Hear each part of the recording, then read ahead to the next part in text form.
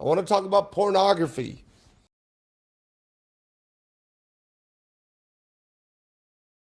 Kel and I were listening to a podcast yesterday. I'm trying to remember exactly what the. Oh, it was, yeah, it was a Candace Owens podcast. And she was talking about some of the attacks that she's facing. And I don't always agree with Candace Owens, but she is extremely entertaining to listen to at the very least. And she brought up some examples of people talking about pornography. And there's people that are sort of attacking her from an organization. And she was playing for them the stuff that they have put out publicly on what they believe about pornography. And I was absolutely flabbergasted. And I don't even know the last time I used that word. Flabbergasted, appalled, aghast, horrified. I mean, because it's such ignorance on on the addiction. And make no bones about it. That's the problem. Is well, it's so deep of a problem. I really wanted to address it today. As many of you know, that was the thing that took me down in 1999, 2000. About 25 years ago, I uh, had to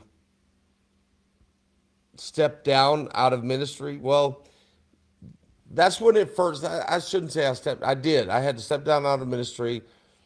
I thought I addressed it at the time, but I really didn't, because once it's got its hooks in you, it isn't just a matter of, like most people think, you just, stop doing it. I literally had somebody tell me, I would tell them, man, every time I go, and every time the altars are open, I'm laying my guts out on the floor, crying out to God, help me, help me, help me with this thing. And and I had the guy that I was talking to, he just goes, well, just quit it. I'm like, oh, okay. Just quit it. Thank you. Where's your certificate of doing business? Because you are the most ignorant person. But into their behalf, that was before people really had really any idea of the fangs of pornography that would sink into young people's lives. And so I did, actually. I was able to, for a season. I really was able to overcome it for about 4 years or so, and then it came roaring back, and it came roaring back, and really, it's the thing that led me into divorce, into promiscuity, into, I mean, I would say that it was the cancer that was all the time. The thing is that I had some ability to push it down, but if you don't root it out, it will raise its ugly head again. And I just wanted to blatantly state here some of the comments that were made about pornography, and on Candace Owens, what she was referring to some people that they have viewpoints. Candace Owen is a Christian and or Catholic, a born again Catholic, and she has pretty strong feelings about pornography, as she should. And she was playing some video and audio from some major podcasters, some of whom I really listen to a lot and admire, and their beliefs. So I'll just tell you, they believe, and when push come to shove, the first thing that they were talking about, the very first thing, was this new AI pornography movement. I don't even know anything about that or how it works. I honestly don't. Um, it it it seems like it's too accessible and too easy. But what they were talking about is that some child pornography, or I shouldn't say pornography. Well, some, yeah, I mean, some of that is being, they're praising this AI tool because they're saying that it's better than them actually doing it. So at least they're not acting it out. And I'm sitting there with my hands like I'm driving down the highway and I almost had to pull over and throw up. And I just want to tell you something that, and literally the guy said, so it doesn't hurt. It's not hurting anybody. So they're creating AI for child stuff. What? Okay, so let me tell you who it hurts.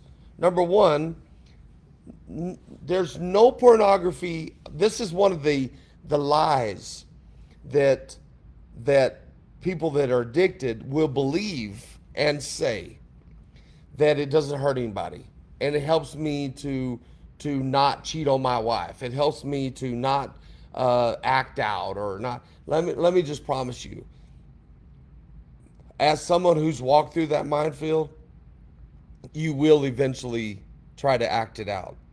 You will. It actually will lead you to the thing that you think you're not hurting anybody. It will eventually lead you to hurting somebody. I don't care what anybody says.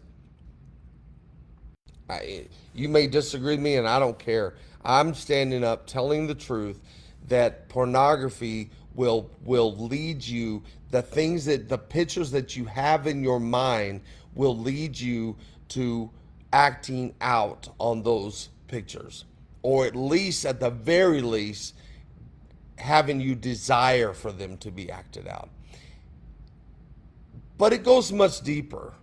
First of all, that anybody that says that, especially the AI with the child stuff, that is despicable.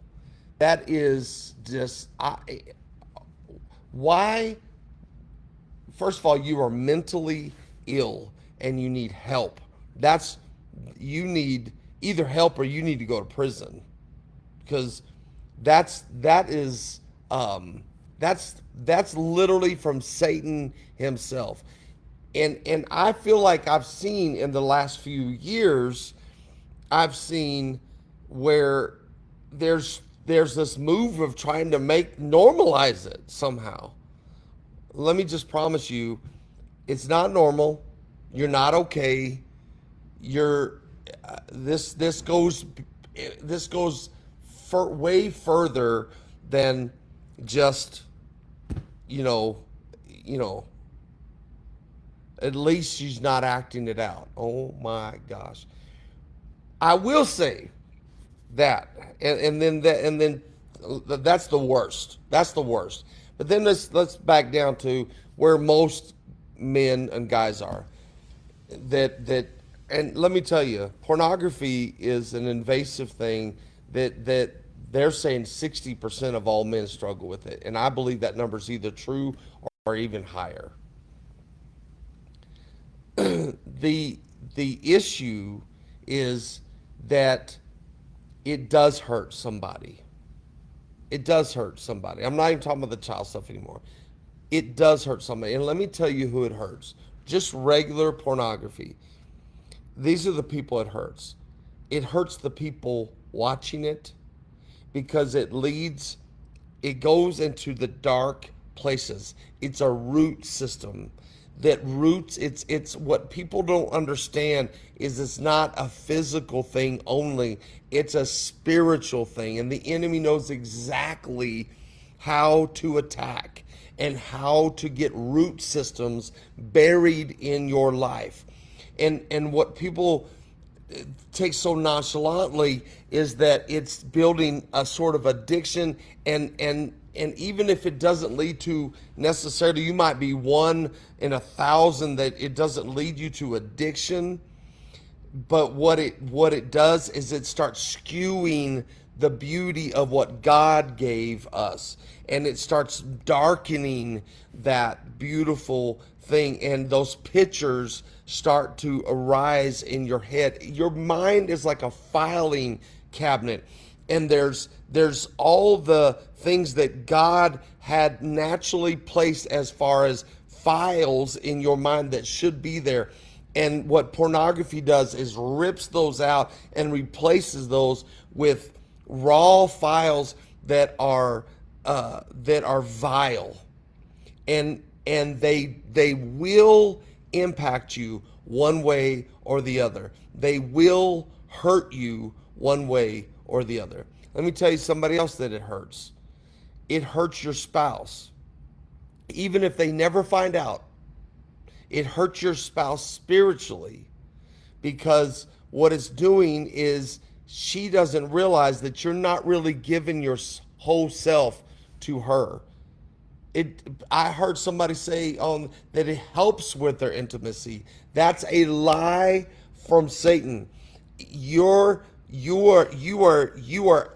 the very act is being skewed of making love. It's being skewed, and the next thing you know, those pictures are coming up in your head. I know.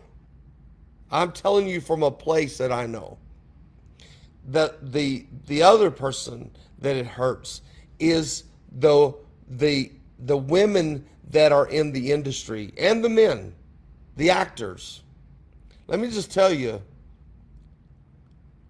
um, I don't care how much they willingly do that. First of all, let's say that there's 90% of them that are willingly doing that. There's probably 10% of those girls that are being trafficked and put into those situations. And regardless of whether they do it willingly or not, here's what I want you to hear. That's somebody's baby. That's somebody's child. And the older that I get, I see those girls as the innocent little 7-year-old girl that the enemy has targeted and and deviated her life one way or the other. And I'm telling you that the industry is killing our youth. It's killing those actors, and then that's the other group that I'm telling you that it's hurting. It's so accessible now. It used to be when I was in high school, I could go find a magazine or something like that, and it was like a hard, you had to. I mean, it was a big old process. It's everywhere now, and these young people, it's literally. My wife had a thing that she said a couple years ago, that she said she believed that the enemy is stealing the next generation, beheading the next, like assassinating the next generation. And I will tell you, I believe in my heart that this is the number one way. And it part of it is because you might not ever even be able to know that they've opened the doors, and that seed has been planted in their lives, and then it comes out. And when it comes out, it ruins marriages, it ruins lives, it leads to crime, it leads to deviation, it leads, but mostly what it does is it pulls people away from the very God that created them.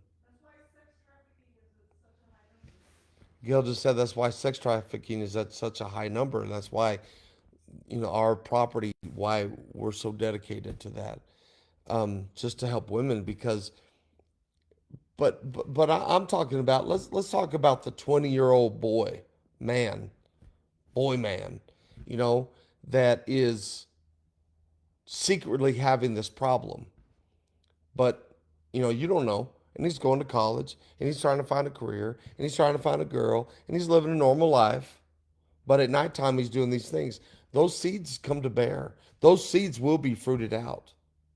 And then when they're fruited out, they will leave a wake of destruction. And sometimes, unfortunately, they don't fruit out until they're 30, 40 years old. And they are losing their marriages, they're losing their children, they're losing some of them. It leads to such deviant activities that they'll end up in jail and worse. A lot of I personally believe that a lot of suicide is caused from the hopelessness of people trying to deal with the fruit of the supposed innocent seeds. Who's it hurting? It's hurting everybody. It's hurting people that don't even know they're being hurt. It's hurting society. It's hurting social issues.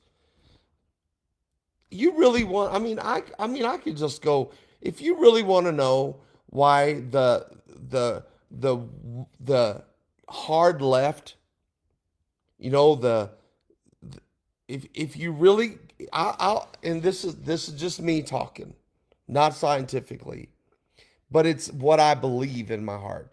I believe that you start talking about the LGBTQ community, and the trans, that includes the trans.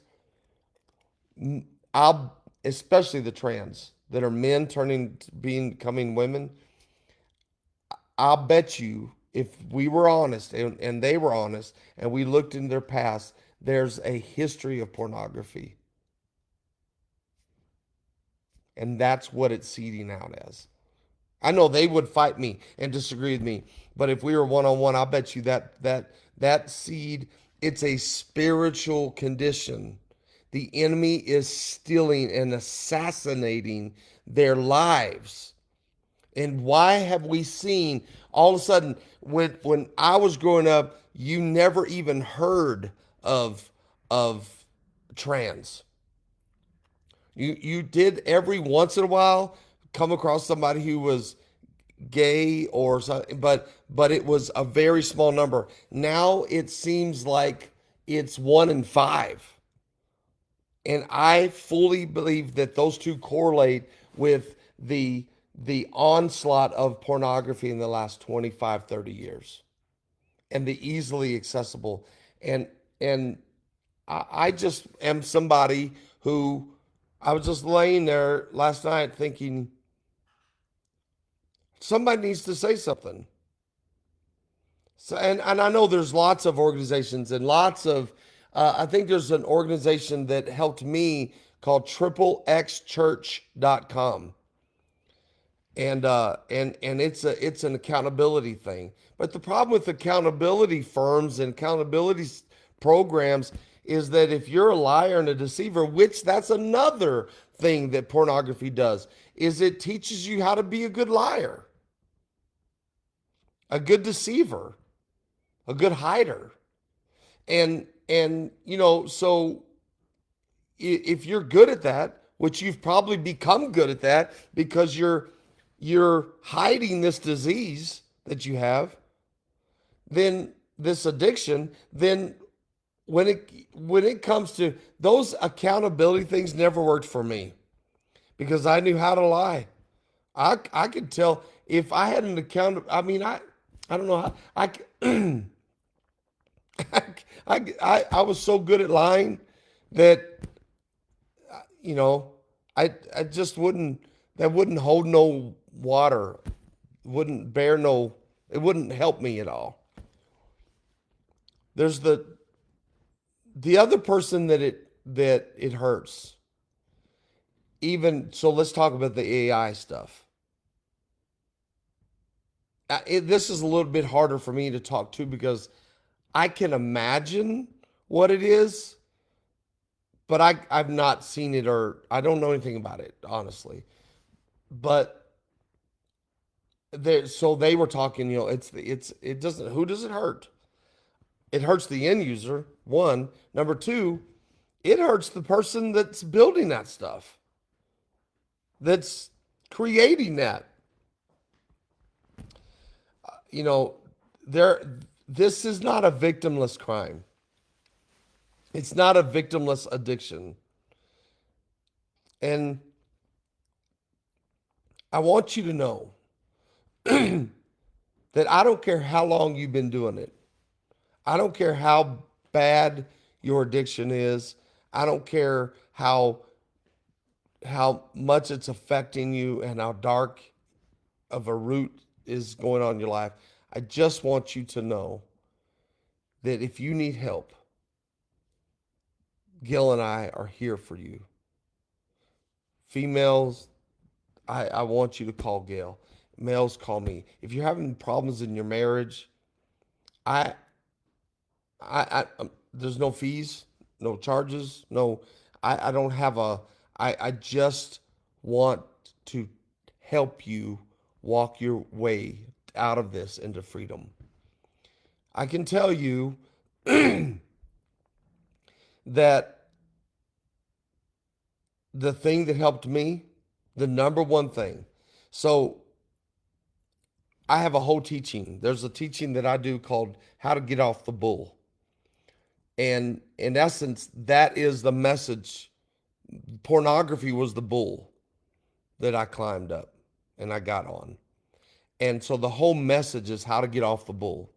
And I don't necessarily always say that it's pornography, because for other, it could be alcohol, it could be drugs, it could be whatever. But for me, it was pornography. And and that the truth of that message is what set me free. Number two, though, is the real accountability that is my wife. I don't know what it was. The Holy Spirit just wouldn't let me get away with it.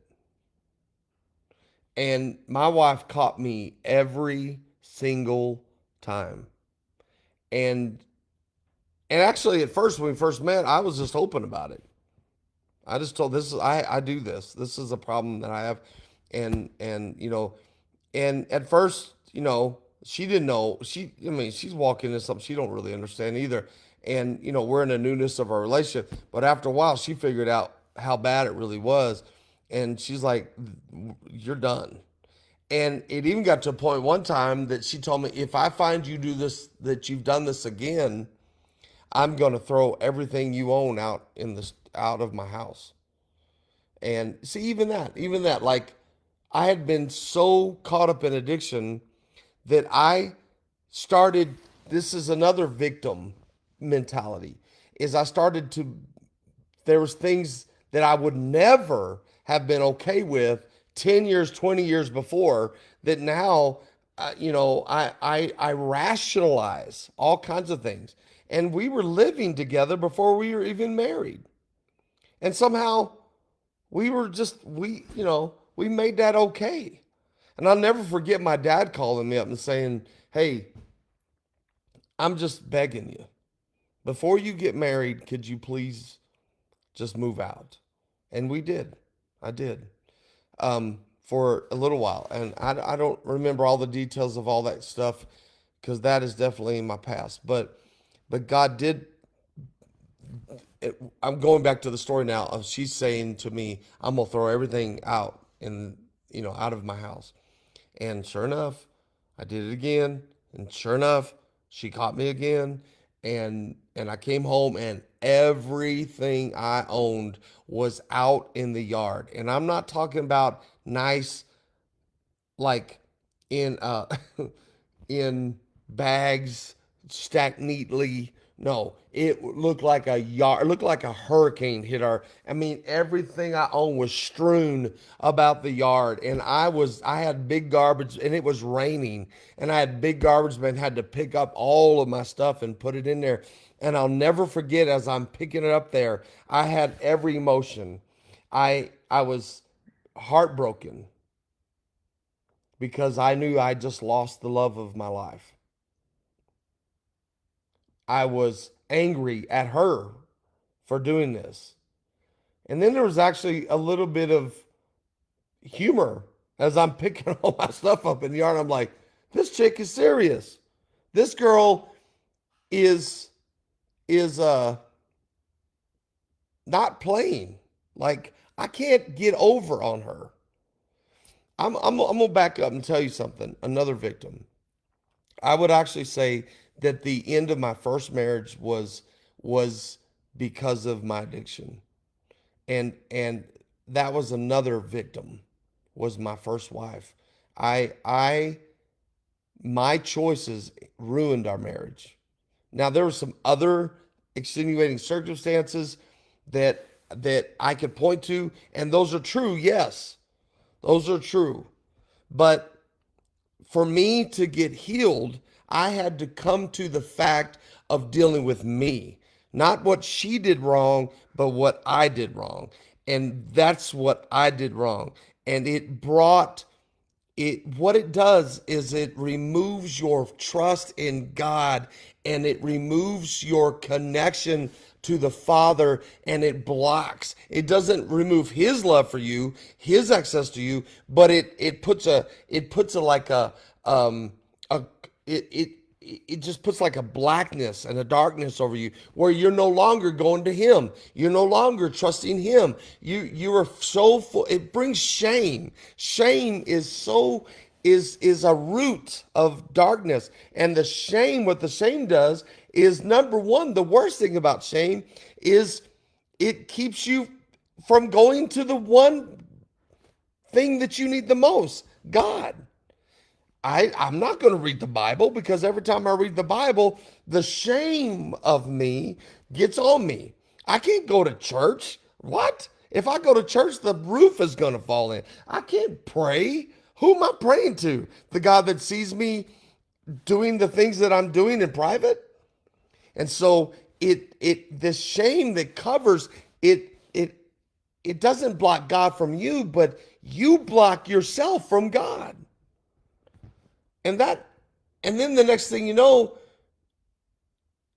you're not trusting God, and your wife's not trusting God, and now your marriage is not in the right, correct place. And now you're just dealing with everything in your carnal selves, in your own power, and your own flesh, and that won't work. And it just leads you down a path of destruction. And that's what happened. That's literally what happened to me. I'm supposed to be the head of my home.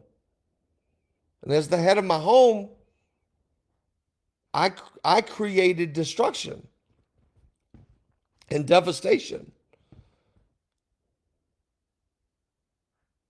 I I I wouldn't wish against my